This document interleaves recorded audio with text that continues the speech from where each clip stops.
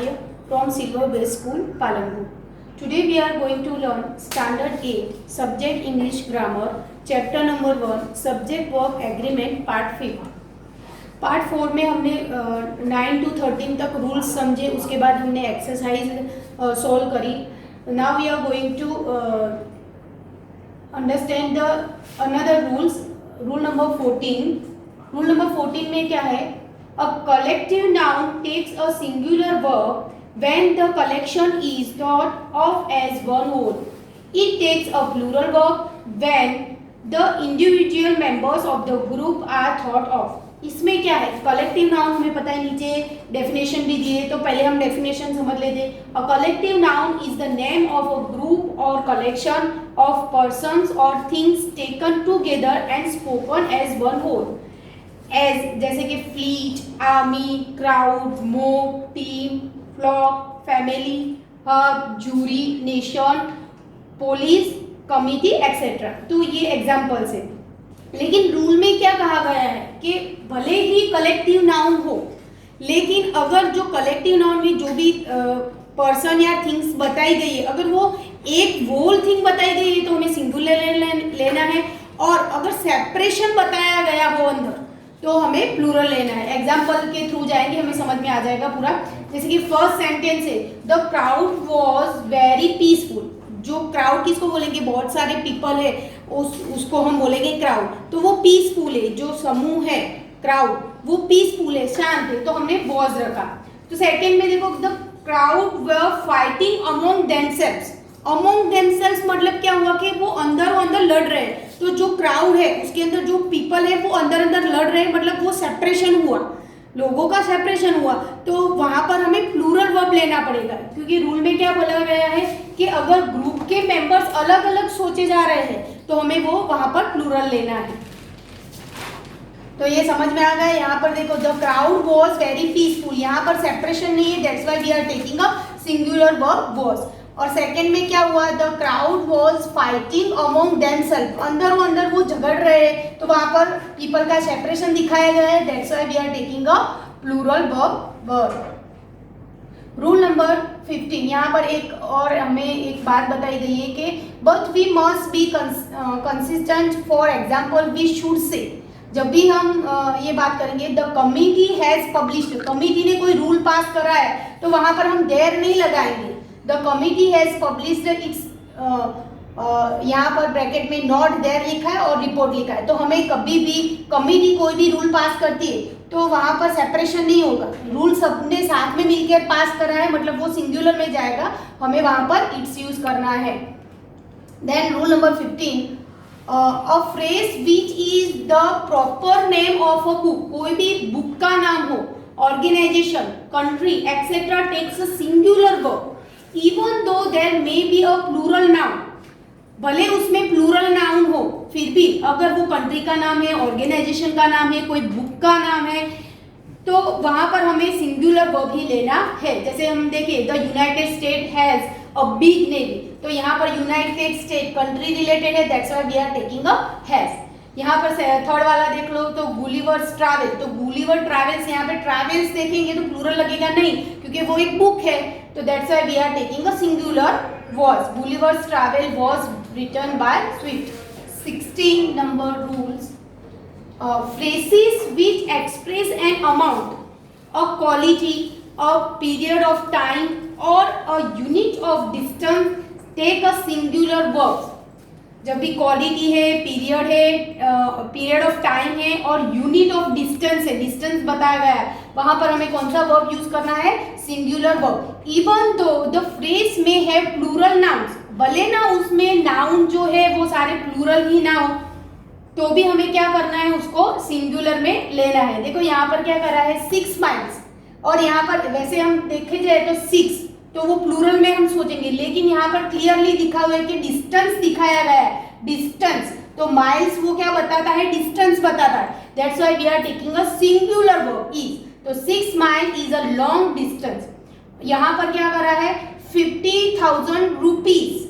और आगे के रूल में मैंने बताया था कि रुपीज हो तो वहां पर हमें प्लूरल लेना है, लेकिन यहाँ पर क्या है? एक अमाउंट दी है 50,000 एक अमाउंट दिए, that's why we are taking a is. 50,000 rupees is a big sum. 16 number के रूल में ही हमें कुछ समझाया गया है दूसरा कि however when the amount, quantity और period is considered as a number of separation.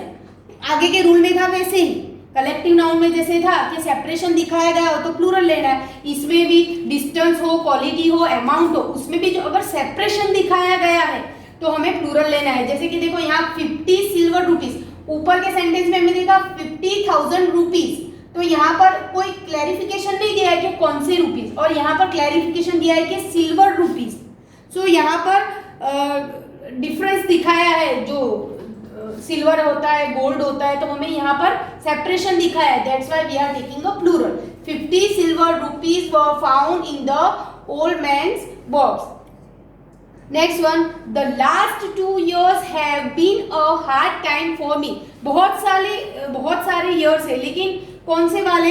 सिर्फ लास्ट 2 years, उसके आगे के जो ईयर्स थे वो अच्छे थे, लेकिन यहाँ पर सेपरेशन दिखाया गया है the last 2 years, that's why we are taking a have. Rule number 17, some nouns which are plural in form. उसका जो फॉर्म होता है हम देखेंगे तो हमें प्लूरल लगेगा, बट सिंगुलर इन मीनिंग, लेकिन उसका मीनिंग समझने जाएंगे तो वो क्या होंगे? सिंगुलर होंगे. टेक अ सिंगुलर वर्ब, तो उसके साथ हम क्या लेंगे? Singular verb. कोई भी नाउन होता है वो देखने में अगर प्लूरल लगता है लेकिन उसका मीनिंग क्या होगा? सिंगुलर होगा, तो उसके साथ हम सिंगुलर वर्ब लेंगे. जैसे यहाँ पे द न्यूज, न्यूज के पीछे ऐसे तो हमें लगेगा कि न्यूज प्लूरल है. नो, न्यूज क्या है? सिंगुलर है, उसका मीनिंग सिंगुलर होता है, so we are taking a is. The news is true. वैसे यहाँ पर देखो पॉलिटिक्स, तो पॉलिटिक्स क्या है? राजकारण एक है, तो वहां पर देखने में हमें प्लूरल लगता है एस, क्योंकि स्मॉल स्टैंडर्ड से ही हमें सिखाया जाता है कि जिसके पीछे एस आता है वो प्लूरल होता है. इट्स रॉन्ग, ऐसा कुछ नहीं होता है, हमें मीनिंग को समझना पड़ता है. जैसे पॉलिटिक्स है यहाँ पर, तो politics was a business of his life. Rule number 18, pains and means can take singular or plural verb, but the construction must be consistent as. देखो इसमें कुछ ज्यादा सोचने की हमें जरूरत नहीं है, क्योंकि इसमें दोनों वर्ब यूज कर सकते हैं. कोई भी सेंटेंस में आप ये दोनों देखो कि पेन्स एंड मीन्स, तो वहां पर सिंगुलर भी राइट होगा और प्लूरल भी राइट होगा. ग्रेट पेन्स हैव और हैज बीन टेकन, आप कोई भी अंदर लिख सकते हो, both are right. The means employed by you is are unfair. यहाँ पर हमें कुछ डिस्कस करने की ज्यादा जरूरत नहीं, क्योंकि बोथ आर राइट, आप ये रखोगे कि वो रखोगे, दोनों ही आपके सही जाएंगे. Rule number 19, the verb in a sentence agrees with the number of the subject. जब भी verb number of the subject, जो हमारा सब्जेक्ट है उसके रिलेटेड अगर एग्री होता है, एंड और उसके साथ, and not with the number of the nouns, जो मेन सब्जेक्ट होता है उसके साथ एग्री होता है, उसके साथ में एडेड करे हुए, टू ईट बाय यूजिंग. कई सेंटेंस ऐसे होंगे जिसमें सब्जेक्ट दिया है प्लस साथ में कुछ ऐसे लिंकिंग वर्ड यूज करके और दूसरे भी सब्जेक्ट दिए हैं, तो हमें वो सब्जेक्ट को ध्यान में रखना नहीं है. जैसे कि by using such words as, with, as well as, in addition to, together, with, accompanied by, etcetera. तो कोई भी सेंटेंस में ऐसे वर्ड, लिंकिंग वर्ड ज्वाइंट करने के बाद दूसरा नाउन दिया है तो हमें उस नाउन को ध्यान में रखना नहीं है. जैसे एग्जांपल में हम देख लेंगे द शीप, यहाँ पर द शीप है विथ इट्स क्रू. अभी देखो कि शीप एंड क्रू तो दो हो गए, तो हमें प्लूरल लगेगा नहीं. हमें देखो यहाँ पर क्या दिया है? विथ, तो यहाँ पर विथ है, तो हमें क्या करना है कि मेन सब्जेक्ट पर फोकस करना है, विथ से जुड़े हुए को देखना नहीं है. तो हमें सिर्फ शीप को देखना है. The sheep with its crew was lost, तो हमें सिर्फ शीप को देखना है और यहाँ पर वर्ब फॉर्म सिंगुलर रखना है, वॉज. वैसे ही देखो नीचे सेकंड सेंटेंस में the principal together with his staff. अभी विथ हिज स्टाफ दिया है तो प्लूरल होगा नहीं, हमें टुगेदर से सेंटेंस देखना नहीं है. यहाँ पर वर्ड्स दिए ही है, हमें सिर्फ वर्ड्स याद रखने हैं. कौन कौन से वर्ड है मैं फिर से एक बार रिपीट कर रही हूँ कि वर्ड्स में है as with, as well as, in addition to, together, with, accompanied by, etcetera, ऐसे वर्ड. तो यहाँ पर क्लियरली दिया ही है टूगेदर दिया है, यहाँ पर विथ दिया है।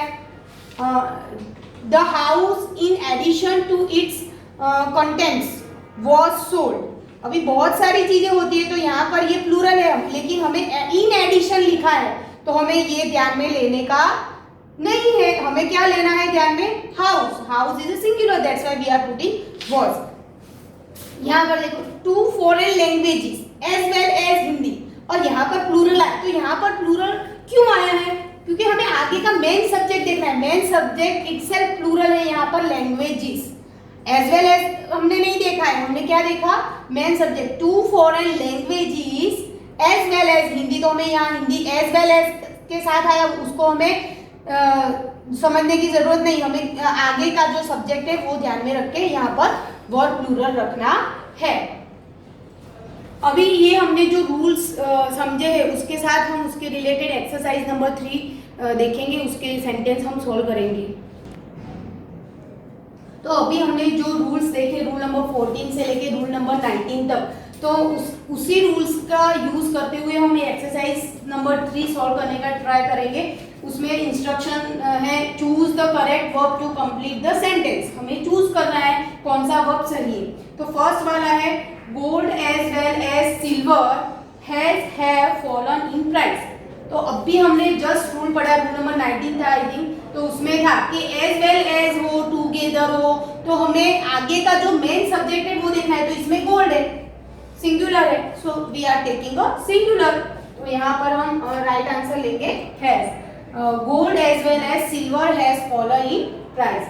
Next one politics. देखो यहाँ पर हमें प्लूरल लग रहा है पॉलिटिक्स, लेकिन ये प्लूरल है नहीं, इसका फॉर्म हमें प्लूरल लग रहा है, लेकिन उसका मीनिंग क्या होगा, सिंगुलर।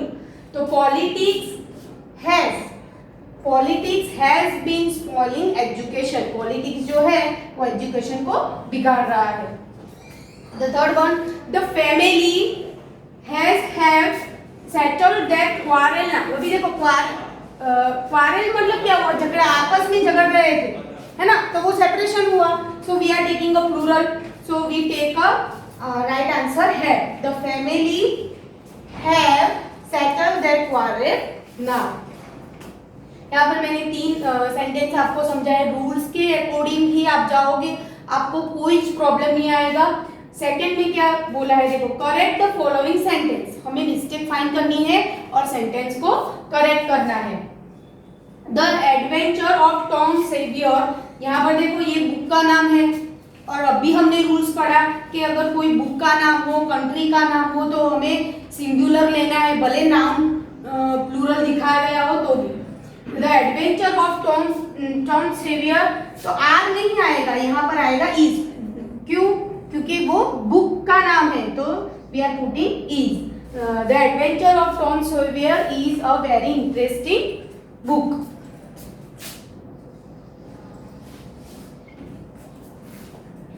सिविक्स, यहाँ पर देखो एस दिख रहा है, लेकिन सिविक्स क्या एक सब्जेक्ट है ना। तो जैसे मैथमेटिक्स है, सिविक्स है, फिजिक्स है, सबके पीछे एस लगता है मोस्टली, लेकिन वो सिंगुलर है क्योंकि सब्जेक्ट है। तो सिविक्स, तो यहाँ पर ही गलती पकड़ा गई, यहाँ पर सिविक्स वॉज आएगा। क्या आएगा, civics was my favourite subject at school. Last one the family is quarrelling, यहाँ पर क्वारलिंग है, वापस एक जैसा ही लग रहा है सेंटेंस। द फैमिली इज, यहाँ पर करेक्शन था, यहाँ पर वर्ब सिलेक्ट करना है। The family is quarrelling among themself, आपस में, अमंग मींस आपस में, तो यहाँ पर सेपरेशन का आया, तो यहाँ पर इज नहीं आएगा, यहाँ पर क्या आएगा, are. The family are quarrelling among themselves. Students, हमने अभी तक जो रूल नंबर 1 से रूल नंबर 19 तक जो भी रूल्स पढ़े, तो ये जो लास्ट एक्सरसाइज है वो सारे रूल्स मिक्सअप करके अंदर सेंटेंसेस दिए हुए हैं। चैप्टर नंबर 1 में जितने रूल्स थे हमने एक्सप्लेन कर दिए और हमने समझ लिए, एक्सरसाइज भी सेपरेट थी, हमने वो कर ली। लेकिन ये जो एक्सरसाइज है उसमें सारे रूल्स अप्लाई करके हमें एक्सरसाइज सॉल्व करनी पड़ेगी। तो ये इंस्ट्रक्शन क्या है हम पढ़ लेते हैं कि choose the correct verb to complete the sentence. इसमें सारे रूल्स हमें समझने पड़ेंगे, मतलब याद करने पड़ेंगे कि कौन सा रूल अप्लाई होगा। फर्स्ट वन है one of the girls in bracket is are late for the class. तो इसमें बर्न ऑफ वाला रूल था, तो ये सिंगुलर में जाता है। ये भले यहाँ पे गर्ल्स दिया है, लेकिन इतनी सारी गर्ल में से एक गर्ल की बात हो रही है कि one of the girls is late for class. सभी लड़कियों में से एक लड़की वो लेट हुई है, so we are taking a singular verb is. One of the girls is late for the class. Second, the cause of both the accidents. यहाँ पर बोथ दिया है तो आपको सब ऐसा समझोगे कि ये प्लूरल है, बट वी आर रॉन्ग। क्यों? क्योंकि तो कॉज लिखा है, जो रीजन जो है एक्सीडेंट का रीजन वो एक ही है, ऐसा बोला गया है। तो cause of both the accident, तो यहाँ पर राइट आंसर आएगा वॉज द सेम। जो दोनों एक्सीडेंट हुए हैं उसका जो रीजन है, कॉज जो है वो एक ही है, वो बोला गया है। तो that's why we are taking a was. Third one, all my friends, सारे मेरे फ्रेंड्स सारे। यहाँ पर तो हमें समझ में ही आ रहा है कि सारे फ्रेंड्स तो वो प्लूरल होगा, तो all my friends have join the team, कि मेरे सारे फ्रेंड्स ने टीम ज्वाइन करी है, तो यहाँ पर हम प्लूरल वर्ब लेंगे हैव। सेकंड में क्या दिया है, देखो इसमें ब्लैंक्स दिए हैं। In each of the following sentence supply a verb in agreement with its subject. हमें जो सब्जेक्ट है उसके साथ जो वर्ब एग्रीमेंट करेगा उसको हमें रखना है, तो हमें सबसे पहले सब्जेक्ट ढूंढना पड़ेगा और फिर उसके रिलेटेड हमें वर्ब फॉर्म चूज करना है। तो इसमें फर्स्ट ब्लैंक्स देखेंगे तो क्या लिखा है, the cost of all articles. यहाँ पर आर्टिकल्स पे हमारा ध्यान जाएगा, लेकिन पीछे आप समझो कि क्या लिखा है, the cost of all article riser. सारी चीजों की प्राइस बढ़ गई है, तो वो प्राइस जो कॉस्ट है वो उसके रिलेटेड बात हो रही है, तो वो सिंगुलर, तो हम यहाँ पर क्या रखेंगे, has. The cost of all articles has risen. Next, the jury divided. Jury जो कोर्ट में जो जूरी होती है, जो बहुत सारे जजेस बैठते हैं उसको जूरी बोलते हैं। तो the jury blank divided in their opinion. अभी उसके ओपिनियन जो है जूरी के वो डिफरेंट है, तो यहाँ पर सेपरेशन आया। जूरी कलेक्टिव नाउन है, वो सिंगुलर में जाता है, लेकिन यहाँ पे सेपरेशन दिखाया गया है कि वो अपने ओपिनियन में अलग अलग है, उनका ओपिनियन अलग अलग है। So we are taking a plural verb. The jury are, यहाँ पर पास्ट फॉर्म है तो हम वर्ब भी रख सकते हैं, तो the jury were divided in their opinion. So friends, बाकी के जो सेंटेंसेस है सारे वो आपको सॉल्व करने की कोशिश करनी है, और याद रखना कि इस एक्सरसाइज में रूल नंबर 1 से लेके रूल नंबर 19 सारे काम करेंगे। सो बी केयरफुल, समझना, जहां पर भी आप रुक जाओ, प्रॉब्लम हो रही है तो आप रूल को फाइंड करो। और मैंने पहले भी आपको एक बार बोला था कि आप जब भी फेयर नोट लिख रहे हो तब उसमें आपको सारे रूल्स लिखने हैं। सारे रूल्स लिखने के बाद आपको सारी एक्सरसाइज कंप्लीट करनी है। Thank you.